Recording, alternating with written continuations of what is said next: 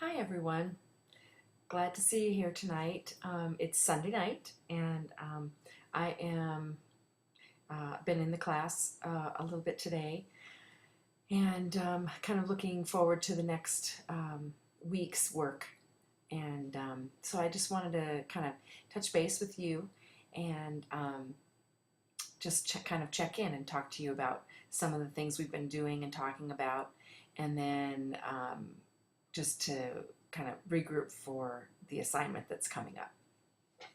So I wanted to first off just tell you thank you for your engagement. So many of you are in and talking in the forums, and a lot following the instructions in terms of um, your your initial posts and your follow-up posts. So there's a lot of great posting going on. I want to, and I'm going to type this in the announcement as well. I really want to kind of try and refocus you on with your forum posts. I'm talking about forum posts now. And I'm really wanting to encourage you to do some research before you post. Even if it's just the reading material, I think there's a lot of material in our course. And so even if it's just the reading material from our course, you can cite that. I mean, even that's a start. Might spark your interest in terms of looking at some other, I guess, research. But I really am going to strongly suggest that your initial posts are researched posts, and even with a citation, a reference at the bottom of the post. This is why. Like, for instance, there was a question, let's see, our last question, topic 2, question 1. That is, how important is internet security? So, I mean, I know it's asking from the perspective of your target teaching position. So, I pretend I was teaching 3rd grade or middle school English. How important is internet safety to me? So, in order to, our forums are our classroom, and in order for us to speak from a place of informed knowledge, you've got to do some research first, and look at the research and see what things, what it says about internet security, or about how you would support internet security. That's what this is saying. What are some ways you might support? And so, I know you're not that far out of the classroom. From some of you, are just recently graduated, and some of you are farther out than others. But, it's asking you to research. It's asking you to go out and either look at the information that's here in our course or in the textbook, or go to the library and do some research on it yourself, and bring back that knowledge to the forum. Okay? Now, I know it can be a pain. I do understand that. I'm in an online class, and I know when our instructors are they're picky at at the doctoral level about, making sure we have 250 words and, at least one research citation. For our purposes, I know this is an undergraduate course, but it's still best practice. I mean, if we all, talk about our opinions about, say, internet security, I mean, how scholarly is that? We certainly can have opinions, but we need to back our opinions up with research. I guess, does that make sense? I mean, I have my opinions too about internet security, and I know I'm probably a little bit out there in terms of my own opinions about internet security. I feel like it's my responsibility as a teacher to instruct my students on how to be safe on the internet. And, depending on the age that you're teaching, of course, but for me, from my perspective, I feel like I need to teach them how, versus eliminate all access. So that's my opinion. But I'm going to go ahead and find research about that so that I can talk intelligently about having a more open door with the internet with young children, and still teaching them how to be safe on the internet. But I'm going to find research and bring it in. So I'm going to ask you, in order to get your full points for those initial posts, I'm going to ask you to do some research and from here on out, and give some scholarly research. Put a reference down there where you get the information. Okay, like here's the second one, our second topic. What does it mean to be ethical? So we've been talking about what it means to be ethical and digital ethics and stuff. I would expect that you would go out and either look at some of the research that we've got here in the course, or I would expect that you'd go and do some research in the library to find out about digital ethics. Does that make sense? And then I'm going to get ready to do that first, our first topic, participation scoring. And so, in order to receive a high quality participation score, you're going to want to respond to folks in a deeper way than just great post. I mean, that's awesome. It feels good. I know for me, it feels really good. Just tonight, somebody gave me a compliment about my post. 2 posts actually in my class I'm taking. And but then they followed it up with more research to further the conversation.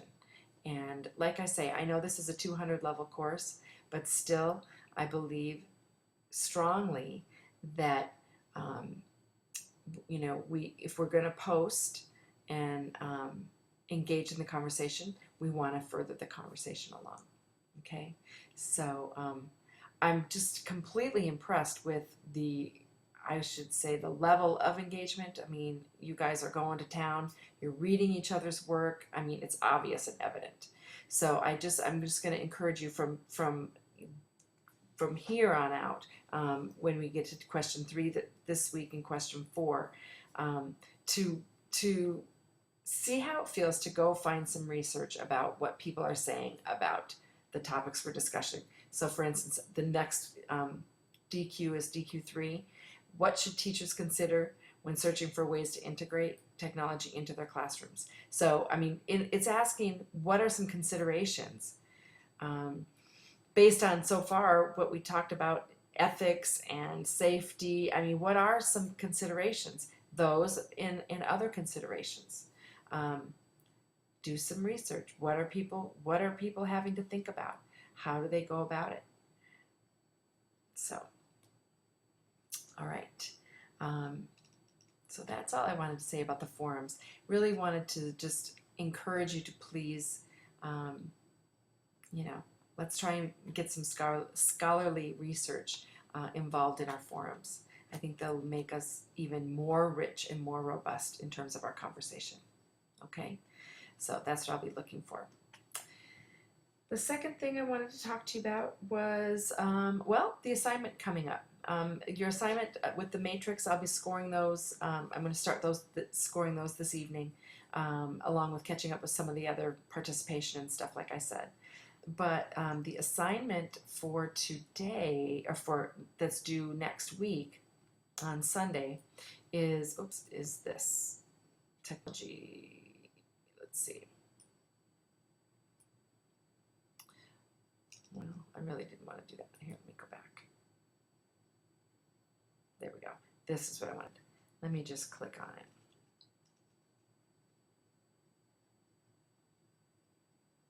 Open it. There we go. That's what I wanted to see. Okay.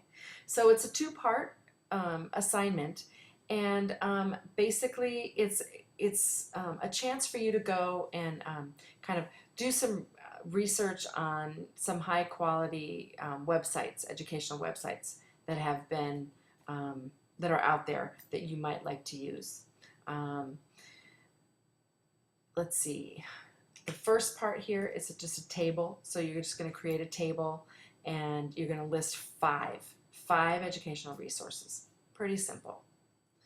The second part is this kind of a review. You're going to choose 3 of these 5 and you're going to write a little kind of a review for each resource. And in the review, these are the things you're going to have to think about and comment about in your little paragraph about the 3 resources. So it's 3 of these. So, you know, 3. So it could be up to 1,500 words, really, if you write 500 words per resource. And then this says support your explanation with 3 to 5 scholarly resources. So I will be looking for references other than those websites. You just don't want to use the websites as the reference because, you know, typically the website, it's going to be advertising. You know, it's not a scholarly resource. It's a product probably. And so you're going to want to find some scholarly research that talks about the use of the websites and resources that you found.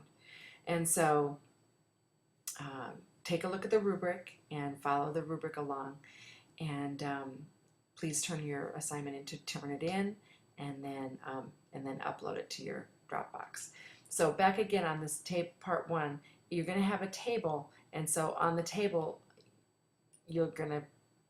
these are the things that need to be in the table, like the web address, kind of a brief description about this particular resource, each of the 5 resources, what grade levels you might be seeing this resource used in, what content area, maybe it's a good social studies site or something like that.